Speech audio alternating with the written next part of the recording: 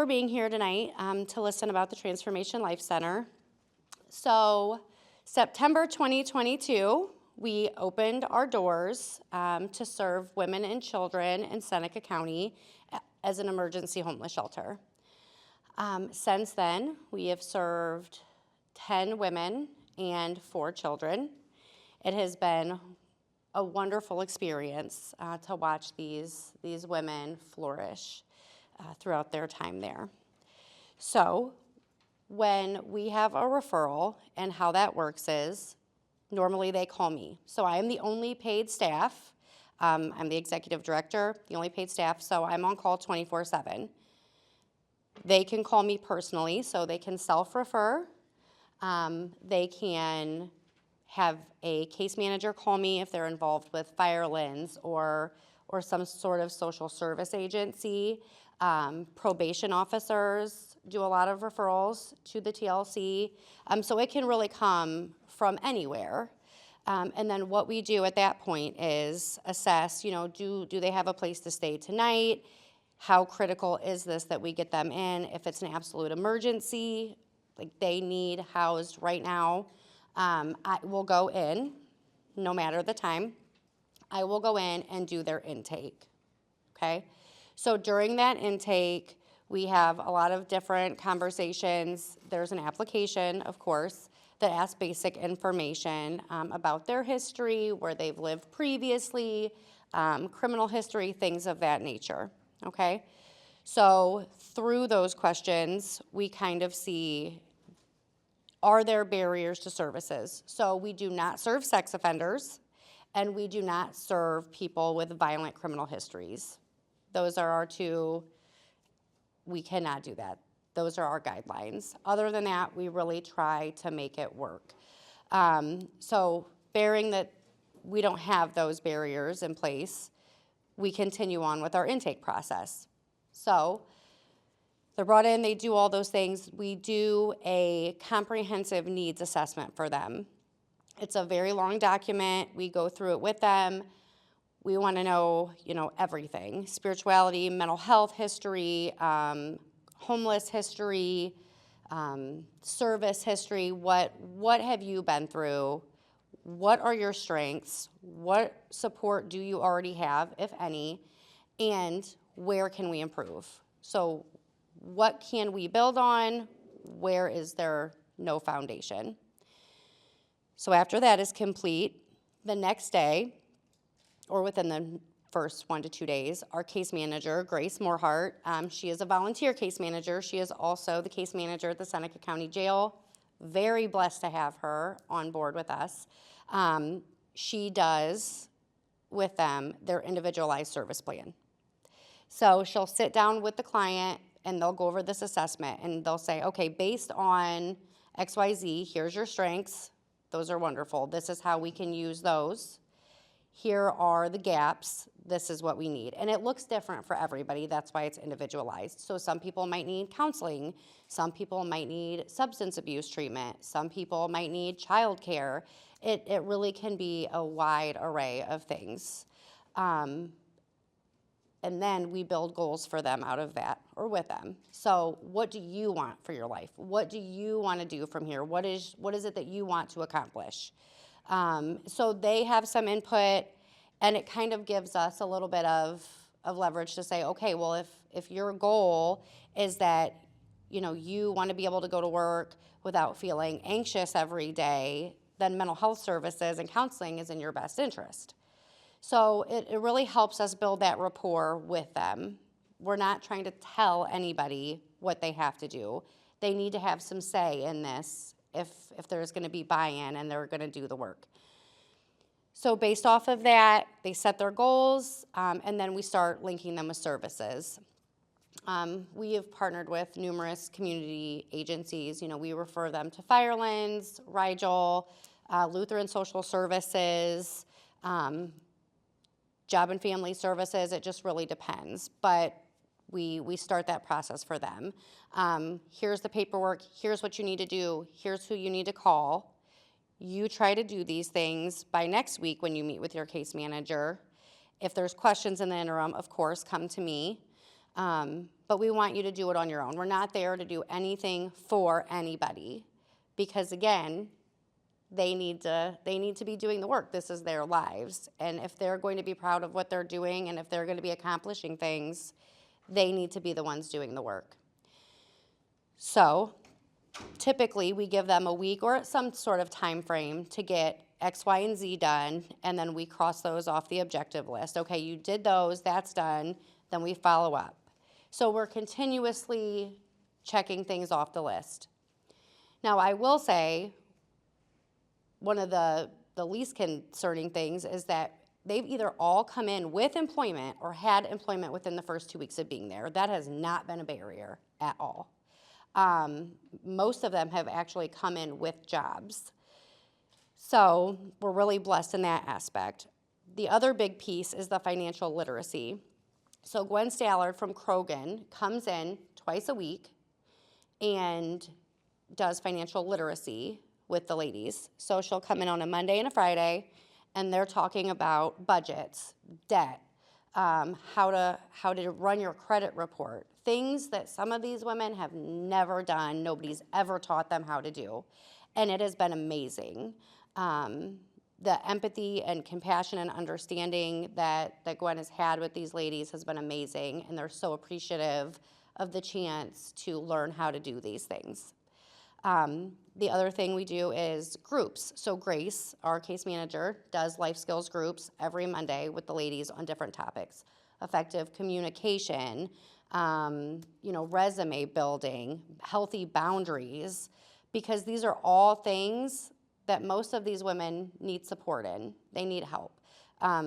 Day-to-day problems, how to talk to your employer about a concern. Those are really scary conversations. I know they are sometimes for me, so you can only imagine somebody who may have just started working and has services in place that are interfering with their work. How do you address those things? So these are all things that they work on in groups. I also meet with the ladies once a week to try to keep a good traction. Where are we at? What do we need to do? Do you need my help? What can I do to help you? And they've all been fabulous in that. I know one of the big questions I always get asked is drug screening. How do we handle that? So you do have to be free from drugs and alcohol to live at the Transformation Life Center.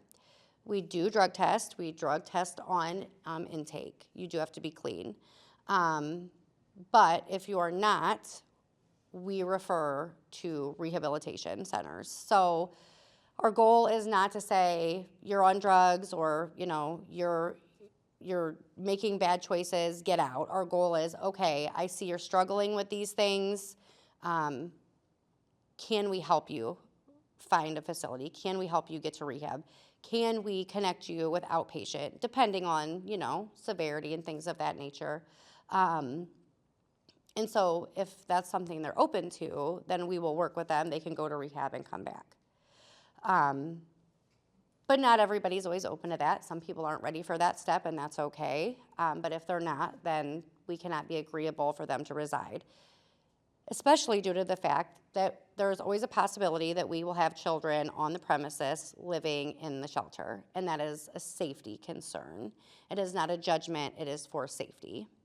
I will say that over half of the women I've had at the shelter are in recovery, newly in recovery. And so a lot of them have been in Pivot, that is our local drug court.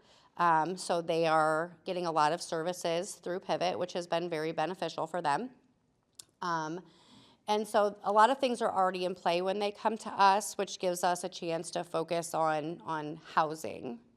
That has been the absolute biggest barrier when the 90 days is up. 90 days is not a long time at all. So they come, they have a job, they're saving money, they get their savings account.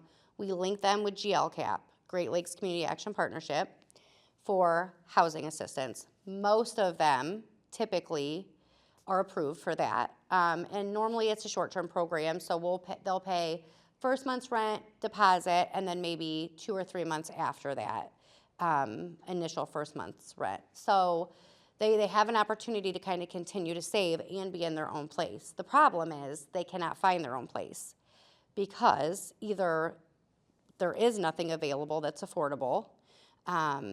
A lot of the places that are for rent, GLCAP will not pay their first month's rent and deposit or work with that landlord if the rate of the unit is not fair market value. So if they're charging above what HUD says is fair for a 1-bedroom, a 2-bedroom, a 3-bedroom, and all those rates differ, GLCAP cannot pay above that standard. So that's been a struggle. Also, most of the ladies I've had have felonies. Landlords typically don't want to rent to felons or past evictions. So it kind of goes down to policies. We have landlords and they have policies, and for good reason. I understand why those policies are in place. But on paper, sometimes they don't look so great. They don't look like a good tenant, despite how much work they've put in to get to this point, to save the money, to be independent, to turn their life around. And that's really been a huge barrier for our women moving forward. So that's something as a community I think we need to focus on is affordable housing and housing units that are willing to work with people with a criminal history, or changing those policies that are already in place for landlords. It's really a hard thing, and I try to advocate with the landlords for the ladies I serve, but again, it comes down to we have policies. If we do it for this person, then we have to do it for everybody. So that's something that I'm always advocating for and kind of talking about and trying to raise awareness about is our barriers have not been at the shelter. It is where do we go after? Now, we have a lot of rules in place while they're there. The ladies have curfews. Again, they have to be sober. They are drug tested. They have to do chores. They have to be actively pursuing their service plan to be able to stay. We try to assess that every 30 days up to 90 to ensure, that they are following through. They know that they can be discharged at any time if they are not following any of the rules, whether it be one or all of them.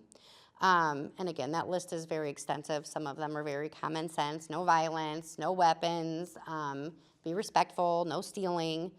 But knock on wood, so far everybody's really been doing well, very respectful, and I haven't had a lot of concerns. Some of the women come in and are involved with children's services, and that's a real challenge. That's a real challenge for people to come in and deal with that system because they're hurting and they don't understand. So I get to give, a little bit of a different perspective to those folks, but also guide them in, okay, this is your case plan with CPS. This is what you need to do. I will help you get those services if you need to. And that has also been helpful, I feel like, for a lot of the ladies. A lot of these women come in with no support. They've burnt all their bridges. They don't have family. Maybe the friends they've had, they can't be around anymore for sobriety purposes. And so they come in and they feel alone. They feel like they have nobody. They feel ashamed, guilty, and it's really difficult for them to even walk into the shelter because in their mind, there is already a stigma about a homeless shelter. What does that look like? I'm going to stay at some homeless shelter with a bunch of bunk beds and it's going to be terrible. And so when they come in, they're really shocked because, we have a new building. We renovated it. It's beautiful inside. We tried to make it very homey and comfortable. And so they're shocked when they come in and they're like, wow. So instantly they come in the door and their minds are kind of at ease. But it takes a lot to build that trust and make sure that they see we're there to support them and we're not just another system fighting against them or trying to get them to do things that they don't want to do. We also have cameras on site. So in the building and all the common areas, you can see every inch of that building besides bedroom and bathrooms and even on the outside. So I can also see those from my phone.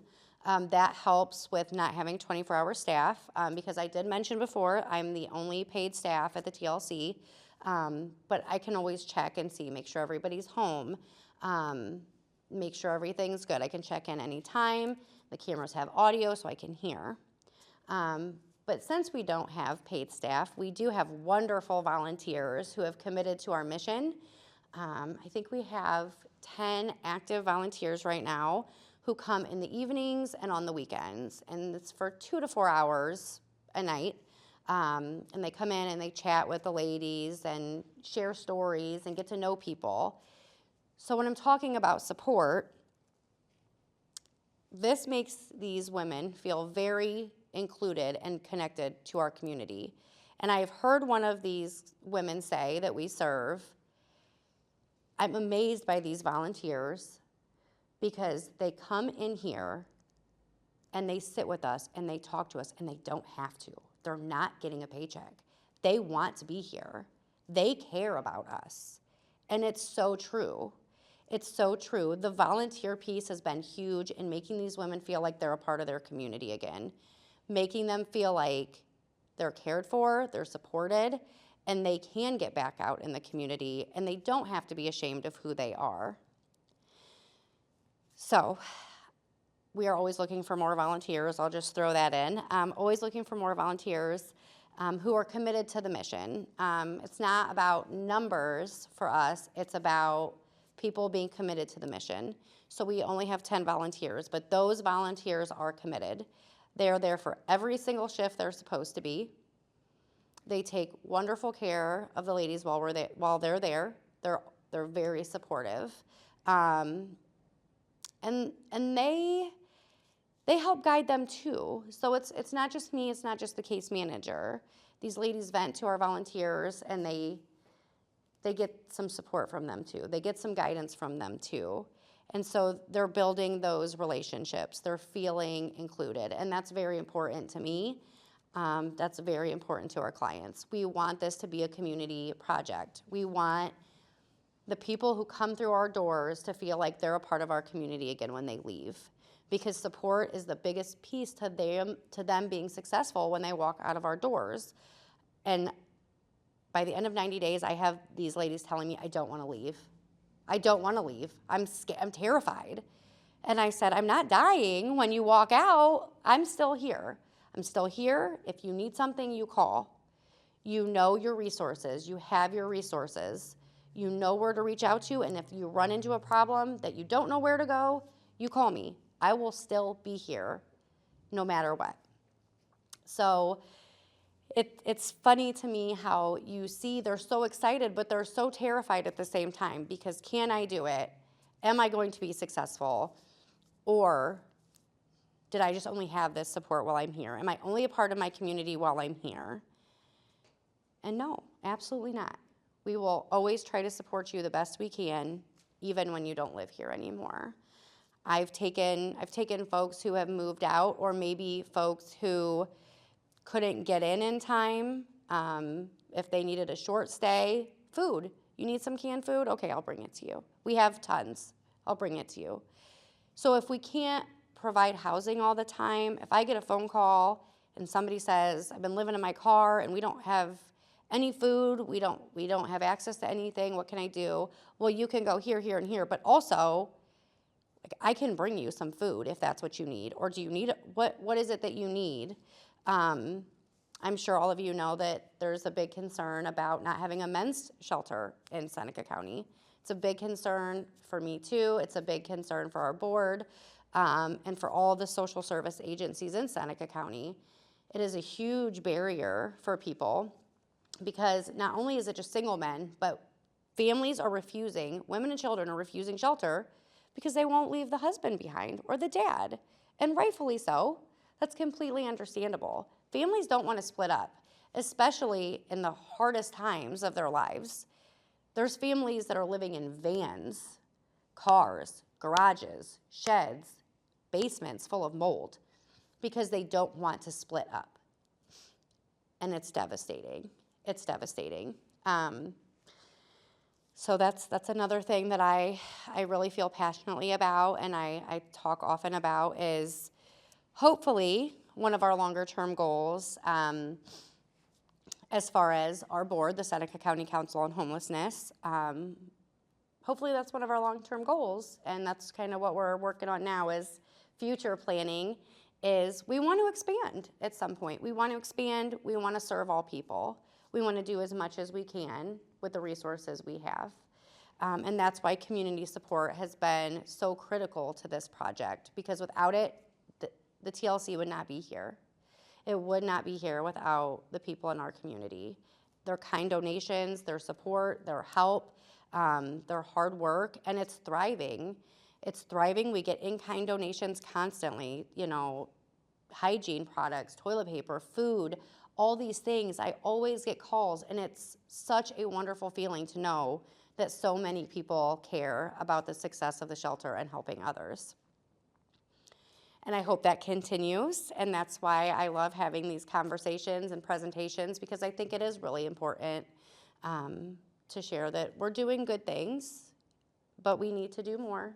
We need to do more as a community, because we really do need that men's shelter. Sending people out of county is becoming not an option. Other shelters in other counties don't want to take people from out of their county, which is understandable, you know. So it's hard to even refer men out.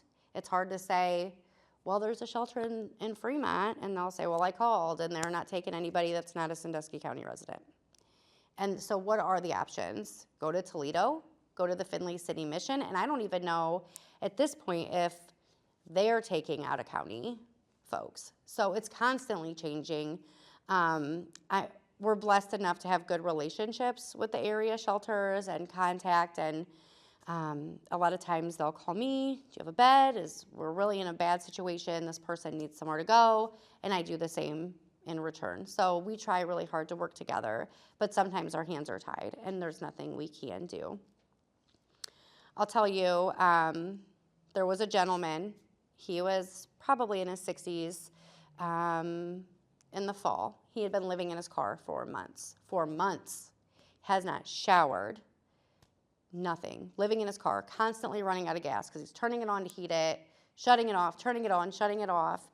And he knocked on our door one day at the shelter and he said, I am starving.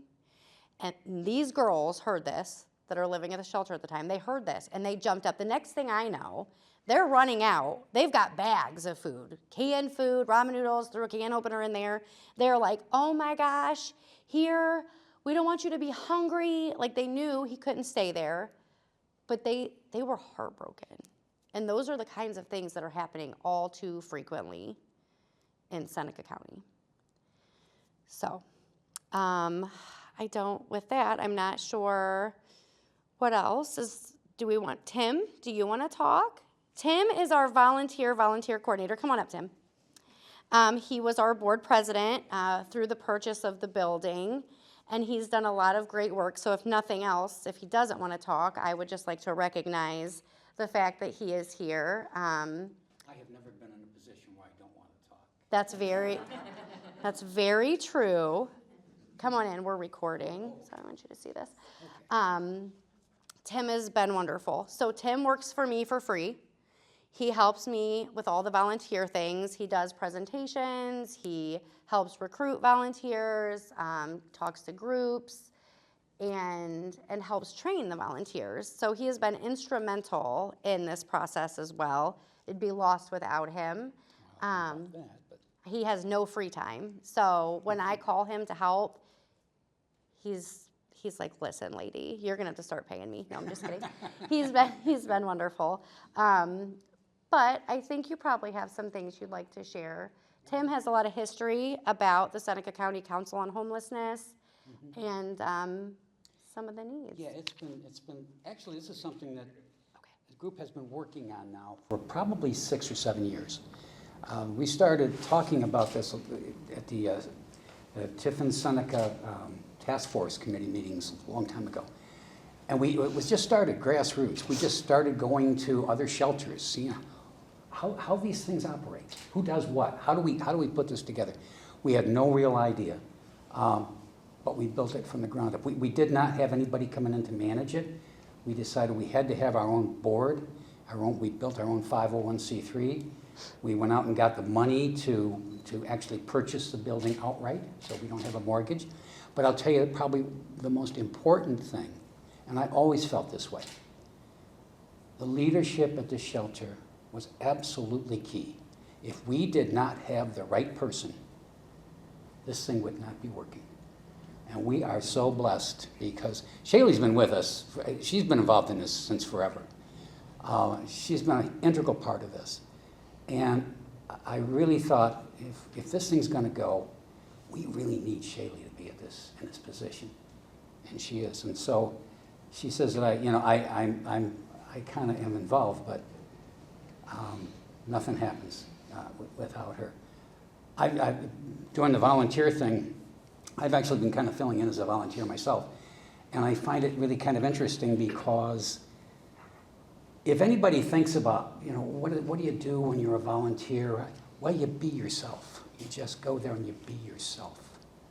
And you just present yourself as, hey, I'm Tim, or I'm Challie, or I'm whatever, and I'm just here. I'm just here, and I'm not perfect. You're not perfect. None of us are. But we are human beings, and we can relate to each other. And so I've had some really nice conversations with residents, people I've never met. And I think you can say it's something about giving volunteer time can be kind of taxing or maybe burdensome. But I'll tell you what, it's also very enlightening. It's really interesting to know that you've met new people, and you've come together and built relationships with other people, and you say, you know what, I like this. I want to be a part of, if we're lifting up anybody, we're lifting up everybody. So we are really grateful that it's been a long slog, but we're grateful for the community support, for all of you folks here. And again, thank God we have Challie. She can never retire. She can never leave. She's not allowed to. And as long as, we have that kind of leadership and that kind of mission-focused passion that she displays all the time. This thing it's not going to continue, not just continue, but it's going to grow. I have no doubt. Where we were a few years ago, didn't know if we'd ever make it. And now we are where we are. And largely because she's going to take it farther. She's going to take it a lot farther, So yeah, whatever you do, whatever you tell me to do, I do, just like home. But no, it's been great. It's been great. I love working with Challie. She's a lot of fun. Thanks, Tim. I appreciate that. I think one of the pivotal moments for the Seneca County Council on Homelessness was when we were able to purchase the building. We purchased the building and the property beside it outright. And we were able to do that through the support of National Machinery Foundation, First Presbyterian Church, and various other donors in the community. And that's huge for us, to not have a mortgage, to not have to worry about that. And now we own all of that property that we can hopefully expand on at some point. Another great piece to mention is leadership. Seneca County chose us for their project this year. So they are purchasing a 12 by 24 foot storage shed for us. So we can store donations and things like that. We have a full basement in the building, but the stairs are no fun, I'll tell you. So it'll be nice to have that larger capacity to be able to store all of those wonderful donations. We try to take in donations like silverware, pots and pans, and things like that as well, if we have the capacity, so we can give that to them when they leave. So they can go through things and take those pots and pans and take plates and dishes and whatever they need. If we don't have capacity, then we refer them to Salvation Army. And Salvation Army has been another huge support of Our Ladies and of our shelter. So we've been very blessed for that partnership as well, because Our Ladies go there and get whatever they need if we don't have it for free. So yeah, I think we can probably open it up for questions, if that's okay. Yes. Tell me about Morrison House. What do they do there? Okay, yes, I can. So I will talk about what Morrison House does. So Morrison House is transitional housing. Morrison House is owned by New Housing Ohio. Transitional housing is different than emergency shelter. So there's a lot of criteria that needs to be received or put in place before somebody can go to Morrison because of the type of program it is. You go to Morrison and you can stay for up to 6 months, okay? But it is not an intake on an emergency. So if I was homeless right now, I had nowhere to go, maybe I got kicked out of my house and I called there, if they didn't have beds, that's the first problem because they typically don't. They're always full as well.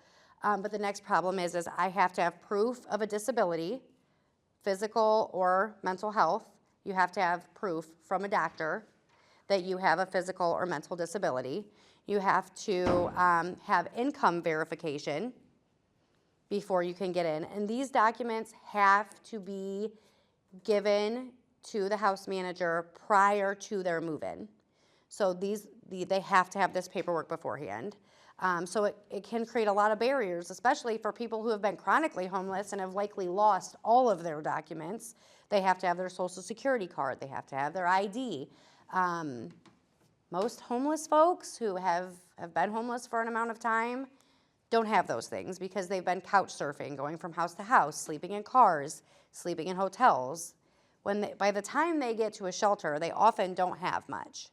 So, but they only serve women and children as well. Once they renovated after the fire, they stopped serving men. They only serve women and children now. And I don't have an answer for why that is. I'm not sure. But that's what they're doing. So the people that are there can stay for up to 6 months as long as they follow the rules. But it's very difficult to get in if you don't have the right paperwork. And that seems to be the barrier with Morrison. It's a very different program. It's not emergency-based. Does that answer your question? Mm-hmm. Okay, yes. Where does your funding come from for just day-to-day operations? Funding for day-to-day operations. So mostly the funding has come from our community. We have not, we do not, or we have not gone through state or federal funding for housing for operations. And the main reason for that is to maintain local control. We want to be able to make the decisions, the criteria. We want to stay in control of that. If you take money from the state or from the federal government for housing, there are typically a lot of criteria that you have to put in place, a lot of rules you have to implement that I don't think we're ready for. So we really want to try to keep this as local as possible. We want to maintain as much control as we can. I think for us as the board, we're not sure about the Housing First model, which is connected to state and federal funding. Housing First, it's a great model. It's worked for a lot of different shelters, a lot of different programs, but it restricts our ability to decide who can come in and out of our shelter. So those are things we're kind of trying to stay away from. Operations costs have mostly come from local donations. Like I said, we had a matching grant challenge at the end of last year. First Presbyterian was willing to match $50,000 on top of the $100,000 they already donated, and we made that match. Small donations, fundraising, campaigning. We've gotten a lot of different grants for a lot of different projects, like furnishings. There are grants for those things. But day-to-day operations, there's not many grants out there for that, and that has been a struggle. So it has really been on our board and on myself to be out here raising awareness, sharing our mission, and raising funds. And we also have a gala coming up This is our second annual gala, and that flyer is on the table. That has been very helpful to serve the shelter as well. We have a question online. Yes. Nancy, go ahead. Yeah, this is Nancy in Champaign. I'm sorry, I haven't even put my video on. It's okay. You haven't talked, please talk about the children that you serve in the shelter. Okay. So we have only had one full-time child since we opened. So she was a school-age child. She was also connected to services while she was with us. And those were mental health services. And she was linked with the school system while she was there. The other mother that we had, one of her children was in foster care, and the other two, she got every other weekend. So they would come see her every other weekend, which is also perfectly fine. So we will help the children in any way, shape, or form we can. As I previously mentioned, I think one of the biggest barriers, we have not had a lot of referrals for families because families won't split up. The man and or the mom and dad or however it may be they don't want to split up. So when we say we only serve women and children, mom and kids are more than welcome to come, they don't. So that has been a barrier. That has been a barrier for services. But I can say, children, of course, are always welcome, and we try to do the same thing for them. If they need services, we will help them get those. If they need anything, we will help them get what they need. We want everybody to be successful. And, a lot of times kids come in, and it's a traumatic experience for a kid to come to a shelter. But I will say that I think the one kiddo we had full time, she didn't want to leave either when it was time for them to move. A lot of energy there. A lot of energy, yeah. She loved it, and she loved engaging. And our volunteers are also allowed to bring their children with them, as long as they sign the appropriate paperwork and things like that. They can bring their children. So she was able to make friends while she was there, and that was a really good experience too. So yes. Does that answer your question, Nancy? Yes, thank you. You're welcome, no problem. Yes. How many residents can you serve at one time, and do the children, if they're there, stay with their mother in the room, or? Okay, so how many can we serve at one time? So we have the TLC, it's a very small building. If any of you have driven by it or seen it, it's small. We have 4 rooms in the shelter, 4 bedrooms. 2 of the rooms have full on the bottom, twin on the top. It's a bunk style. 2 of the rooms. The other 2 rooms are twin bunks only. So if we had all single women, it would be a capacity for 8. But when we have children with mom, we can do more because we can put, we don't split mom and kids up. They're all in the same room together. That's very situational. So if we had a mom and maybe older kids and there wasn't enough space, we would try to make that work, rooms across from each other, whatever we needed to do. We're very flexible in that. We'll do what we can to get people housed. We don't want that to be a barrier. But honestly, we haven't had that yet. So I guess we'll see as we go. Does that answer your question? Yeah, do they have a kitchen, like if they? Oh, make yeah. meals? Yep. So you go in the side door, you go up the ramp, and feel free to drive by or drive through the parking lot anytime and check it out. Go in the side door, you go in, and there's like a little foyer area, and there's tons of resources. We have pamphlets and all sorts of things, and off of that is my office. There's another door you go into, and then you're in the hallway. So there's a laundry room, a bedroom, a bedroom, a bedroom, and then we have a handicap bathroom and a bathroom with a tub. You go down the hallway, there's another bedroom, and it opens up into a kitchen and a common area. It's beautiful. So it's more like a house, really. I know when people think shelter, you think like one big room, bunk beds everywhere. No, it's not like that. They're all separated. They all have their own rooms, doors, locks. Single women, they always know that there's the potential to have to share a room, and that's not optional if somebody needs a bed. And typically I don't hear a lot of complaints about that. They understand. But yeah, so there's a common area, a TV. It's beautiful. They opened up the whole ceiling, so it's a real high ceiling. It's beautiful. Couches for, yes. So they're out there, you know, talking, and volunteers sit out there and chit chat. They make dinner. I have volunteers that come and make dinner with them or for them sometimes even. We have had college students come in.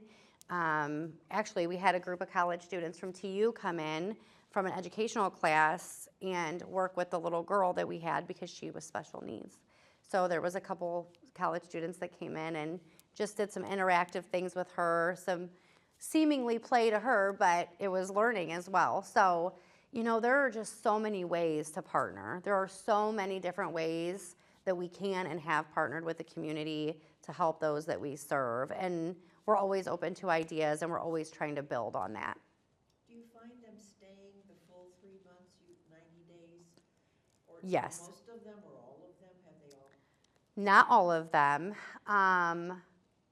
I would say most of them have stayed the full 90. Some have had to stay over.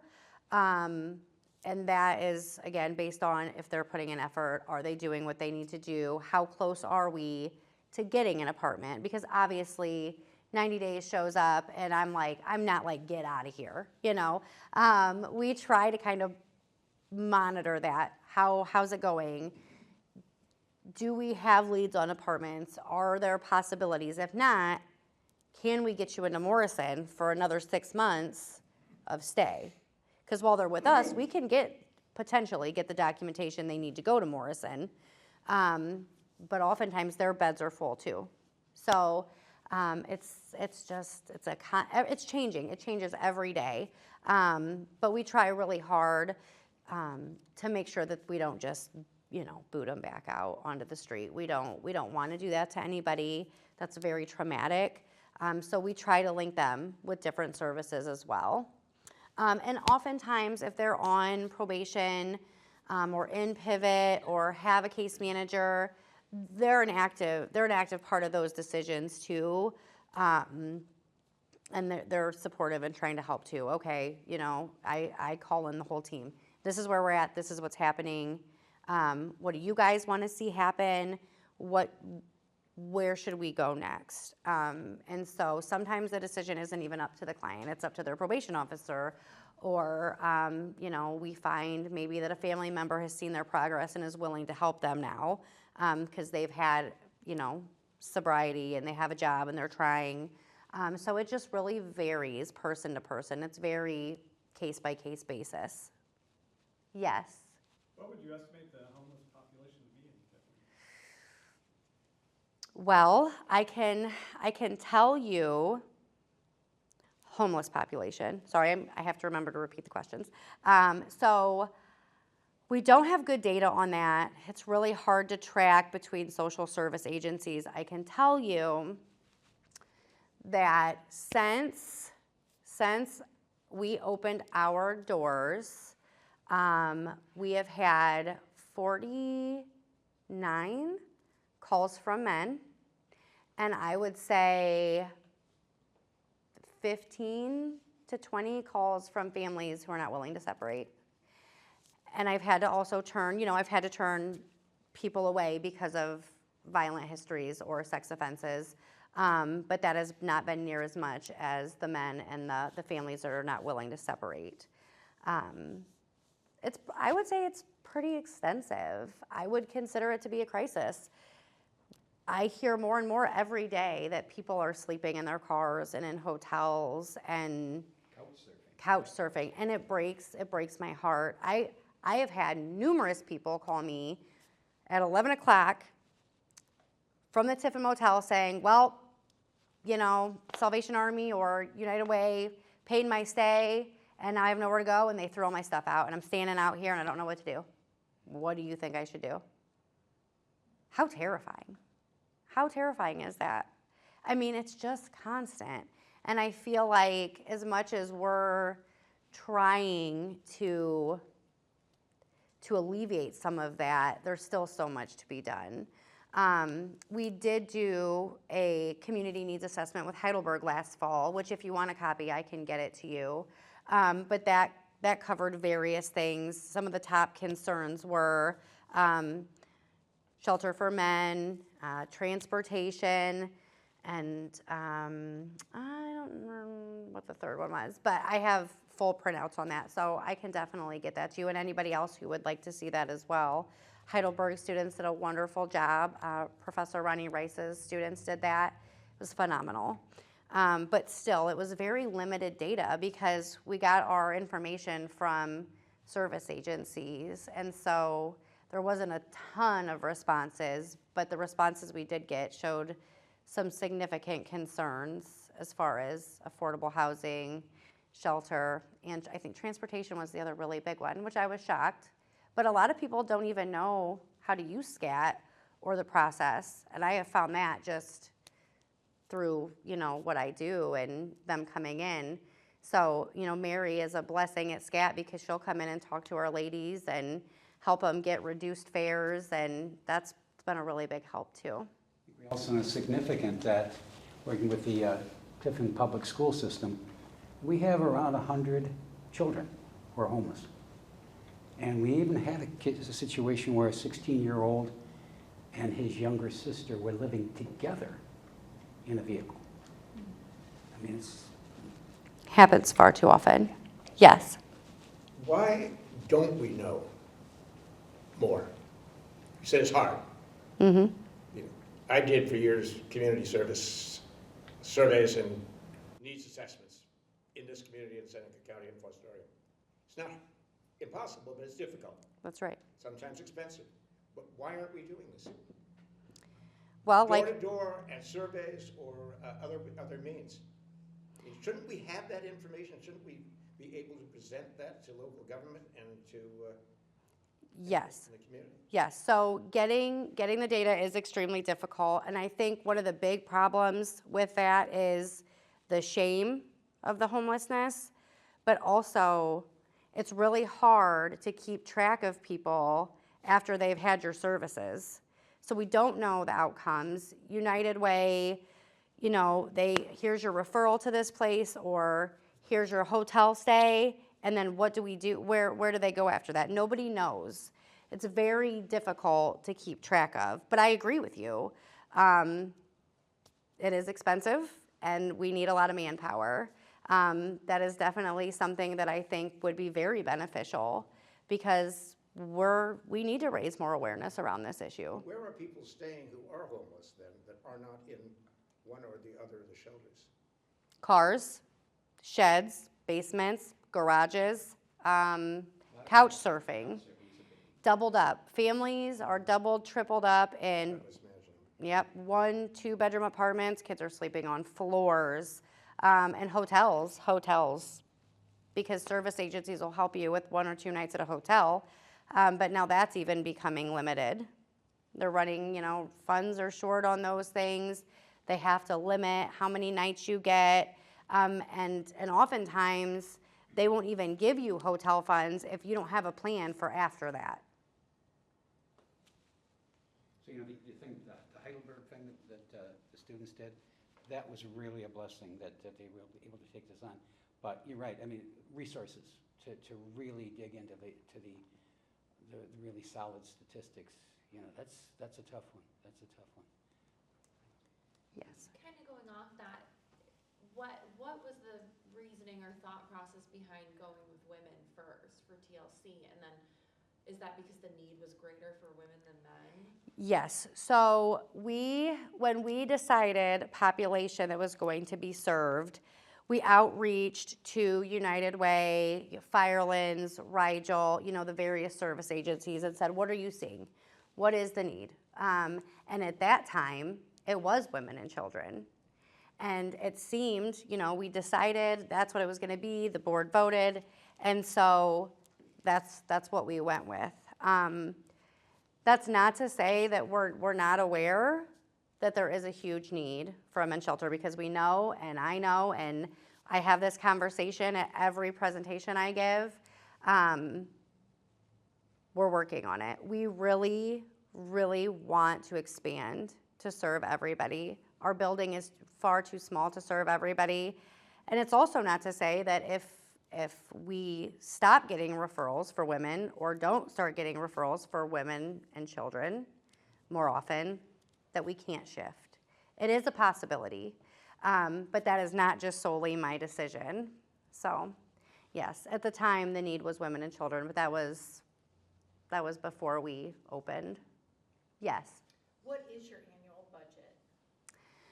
So I would say we're working on our new one, our 2023 budget. I would say 125 to 150,000, and that's rough. Hopefully, once our treasurer and our board finalizes that, we'll have more solid numbers. We didn't run for a good portion of the year last year since we didn't open until September, so we don't have a good full year picture of that yet.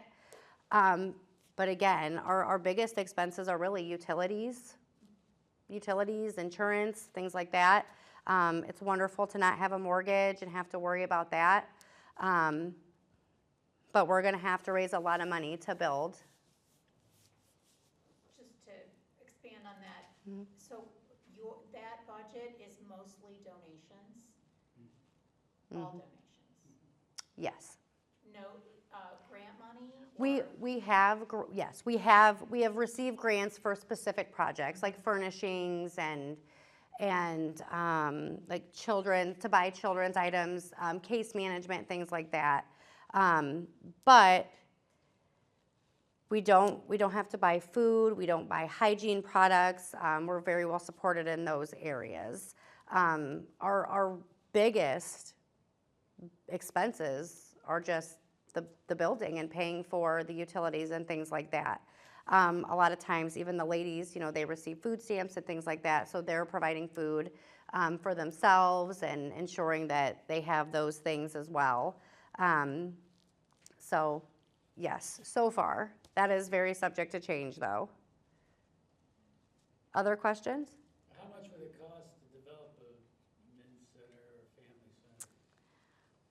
Well, I would think to build is very costly right now, and that greatly depends. But if we're talking about building and expanding to serve everybody, that also requires more staff. It requires a lot of community support. We're going to go through a lot more food. We're going to go through a lot more things.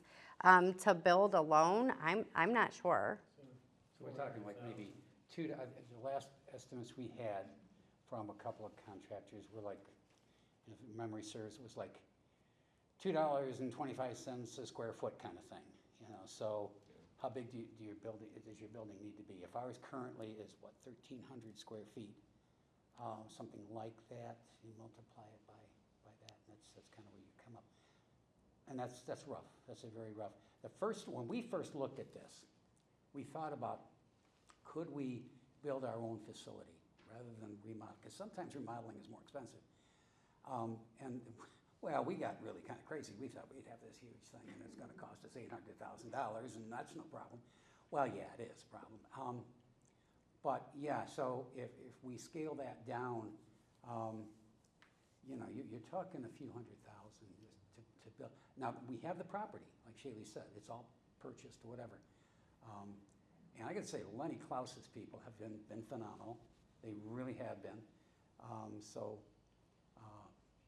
But those are, we're talking several $100,000 probably to do that. Yes. I don't want to be in any way disrespectful, because what you're doing at this point is extraordinarily important and meeting real needs. Thank you. But given your experience, you have perhaps an opportunity to tell us, or to speculate, if possible, as to what would be the model for a community like this, so that all or close to all of people who are homeless and desire some step forward, what would be the practice, is it an expansion of the kind of thing you're doing, or is there some other model that you've heard of that you could wish for? So ideally, it kind of needs to be a phase, right? So you do the emergency shelter for 90 days, you get your immediate needs met, you get the documentation, you get all of those things. But for everybody. So not just for women and children, for everybody. You have a place for families, you have a place for single women, you have a place for single men, whether that be all ours or what have you, whoever does that. And then the next step would be like the transitional housing. So then you have everything you need to get to transitional housing, and then you have an additional 6 months. You have a job, you have your paperwork, you're building your bank account in those 6 months. The next step we would hope, or we would want to be, is those affordable apartment units. Do they exist at this point? No, they don't. No. Doesn't that collapse the entire model? Yes. Yes. It could, yes. Yeah, because we don't have the affordable units like on hand right now. But with or without them, I think the biggest issue is where the places that exist right now, why are they as unaffordable as they are? Now, we've talked about, is there some organization like a Habitat for Humanity who could build something like this, which would allow for affordable housing? But in the interim, we've had conversations with landlords and whatever. And again, Challie will say, this is a challenge because these are good people, whatever, but they're saying, I don't know if I want somebody coming in here who's got a felony and has got a, that's an issue, and that's a conversation that we got to kind of turn around a little bit. Now, one of the things that we would hope to do eventually is through mentoring folks that are coming out of the shelter, working with landlords, whatever, to say, hey, we can still make that connection. But we're not suggesting that we just put somebody into an apartment and let them go. We may have to allow for some ongoing. In talking to landlords, are you able to establish kind of how many empty units there are in the community at any given time and how long they stay empty? And Well, so as far as unit availability, they're hard to come by, and it depends. It just depends on when leases are up and things like that. I know a couple months ago there were quite a few open. The problem doesn't lie there. The problem lies with nobody will take felons and nobody will take past evictions. That's the problem. Landlords have policies in places to protect themselves, rightfully so. We need something different. And there are places where a one-bedroom can cost a heck of a lot more money than maybe what you. So when you say we don't have affordable housing in Tiffin, what is affordable housing, what's that price point? Well, I will say, I talked a little bit about GL cap and the fair housing rate and things like that. Willow Creek is income-based, okay? And they are full all the time, and they have a wait list. Now, I know, that there's always been, stigma around Willow Creek and all of these things. We need more of them. We need a lot more of those units. It is. We have some, it's just that they're usually occupied? They're always occupied. They're always occupied. And again, there's criteria for those, but you can't. You are just one lucky human being if you can get one of those. So crazy question, but Tiffin Point, those are not considered affordable? I will say that I have taken clients to look at those that have asked, and I have made it very clear that they're approved for GL cap, and GL cap is not allowed to pay over fair market value, and those are over. Not only that, but those apartments, the cost of them are not sustainable long-term for the people we're serving. I'll say that. Affordable housing is a problem all across the country. Right. It is, yeah, yes. The mission in Findlay is really large, and they have several stories. Yes. And we got buses and. Right. And how long can the people stay there? I am not sure on this Findlay City Missions timeframe, but last I knew, they were not taking anybody out of their county. The other part to that is referring out of county is so hard, especially for families who have kids in our school systems. It's uprooting everything these kids have, their support system, their teachers, their friends, and teachers and friends may be the only thing they're clinging to. It's really hard. The ones over there now, can they stay longer than 90 days? At the TLC? At the mission? At the mission, I'm not sure that their time frame. They have a new director, Catherine Bosman, and I actually have a meeting with her coming up. So I think it is a little bit longer term than 90 days, I want to say, because they're doing a lot of job skills training with Fostoria Learning Center. And that's wonderful. They've built those programs to be able to do those things. Yeah. I remember Catherine was talking about, again, affordable housing in Findlay. Yeah. So it's a disaster. It's really hard.